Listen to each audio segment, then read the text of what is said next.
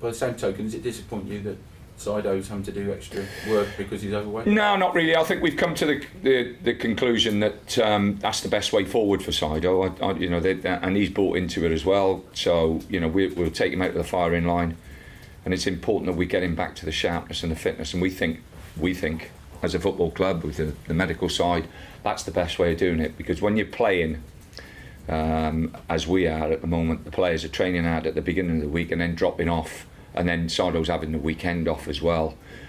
So we've put a fitness program in place, and we're hoping and praying that that will benefit him and get him back to where we want him.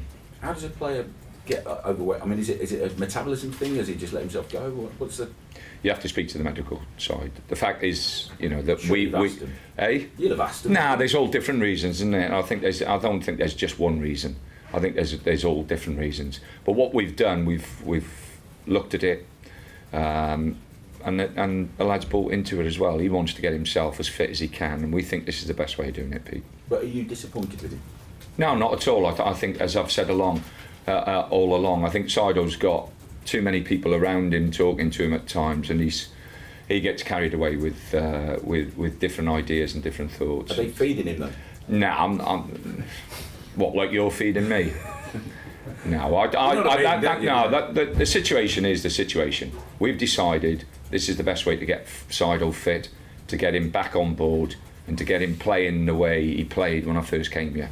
And that's very, very important for this team. It's very, very important for the club. So that we've decided this is the way we're going to do it, and that's the way we're going to do it. Playing Liverpool, did you watch Red Monday? Did you enjoy the match? Yeah, it was tactically. It was a decent game. I don't think it lived up to the expectations. But they're two great football clubs, two great traditional English football clubs who've got great players. And of course I watched it. Everybody else watched it, Pete, as well, I should imagine. But speaking to Mark Hughes this morning, he was saying possibly with two foreign managers coming, it wasn't what Liverpool Man United was in the past.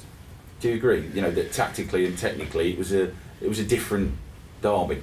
Yeah, it is what it is, and I think that we've come to understand and recognise that we have to deal with new avenues with foreign players coming in, foreign coaches coming in, foreign owners coming in. That's the Premier League now, and you either push it to one side and make excuses, or you embrace it, and it's there, and you have to embrace it. And if managers are tactically and technically more concerned about their teams than the old cut and thrust and blood and thunder, then fine. That's the way. The way it is. But we're playing Liverpool tomorrow. We've got some fantastic players. We know it's going to be a really, really tough game.